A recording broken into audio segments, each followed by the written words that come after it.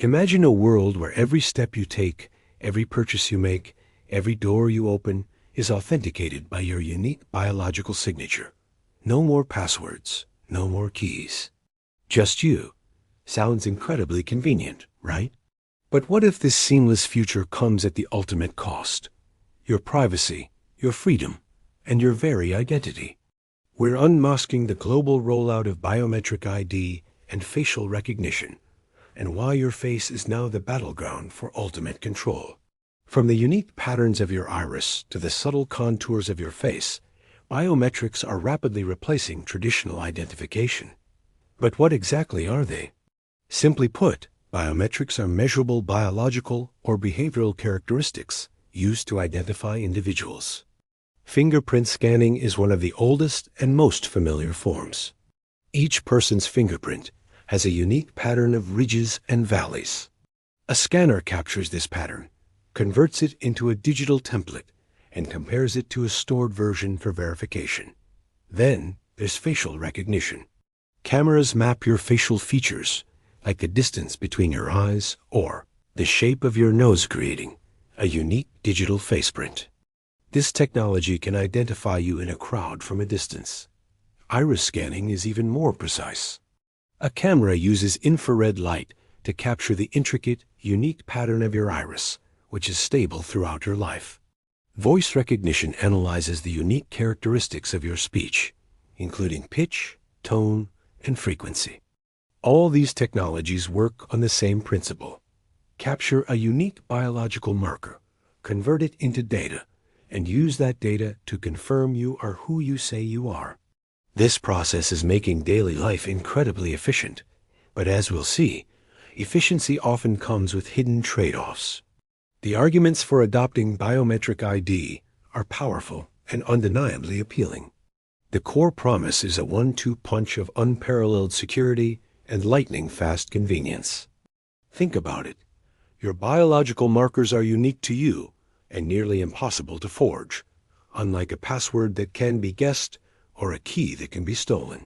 This makes biometrics a fortress for your personal data and accounts. For instance, banking apps now use fingerprint or facial recognition to authorize transactions, drastically reducing the risk of fraud. If someone steals your phone, they can't access your financial information. This same principle enhances security at a national level. Airports are rolling out biometric gates that use facial recognition to match you to your passport photo, slashing wait times in security and immigration lines while simultaneously making it harder for criminals or terrorists to cross borders using fake documents. For law enforcement, it can be a game changer, helping to identify suspects from surveillance footage and locate missing persons.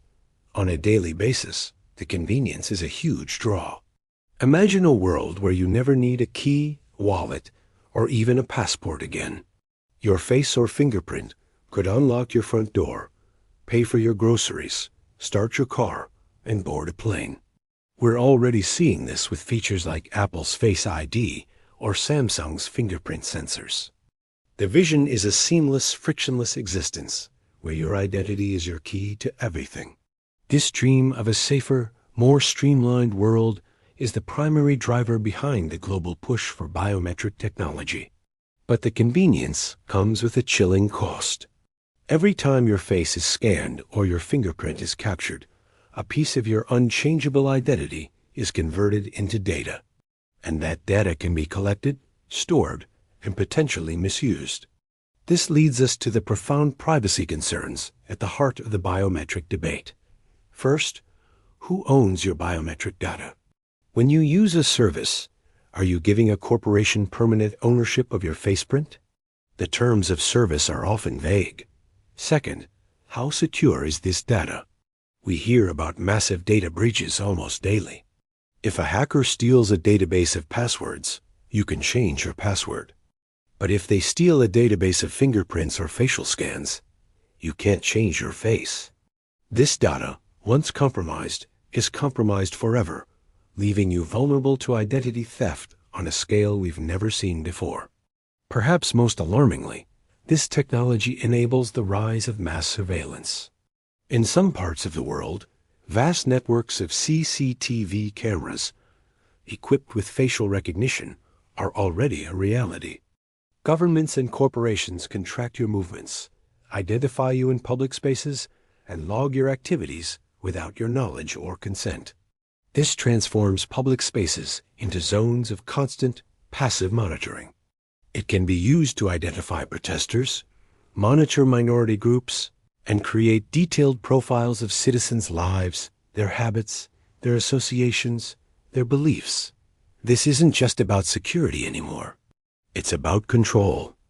The power to identify and track anyone, anywhere, at any time is a tool that could easily be abused, eroding personal freedom and creating a society where anonymity ceases to exist. As biometric ID becomes ubiquitous, we stand at a critical crossroads. The technology itself is neutral. It is how we choose to implement and regulate it that will define our future. The central question is this: how do we balance the legitimate need for security with the fundamental right to privacy and civil liberties? What are the ethical boundaries for a technology that knows us better than we know ourselves? Should law enforcement have unrestricted access to facial recognition databases? Should private companies be allowed to sell our biometric data? These are not hypothetical questions. They are urgent ethical dilemmas we must confront today. Around the world, a global pushback is emerging. Digital rights activists, privacy advocates, and concerned citizens are demanding stronger legal frameworks to govern the use of biometrics. In some cities and states, moratoriums and outright bans on government use of facial recognition have been passed, highlighting a growing public unease. The European Union's GDPR provides some protections, classifying biometric data as sensitive personal information that requires explicit consent for processing. The debate is ongoing. Should we demand systems where our biometric data is stored only on our personal devices, not in centralized databases? Should there be a clear opt-out for citizens who do not wish to participate? The choices we make now, as individuals, as communities, and as a global society, will determine whether this technology serves humanity or controls it. We must be vigilant in shaping the policies that will safeguard our identity in an increasingly scanned world. The biometric revolution is here, and it demands our attention. How much convenience are you willing to trade for your privacy?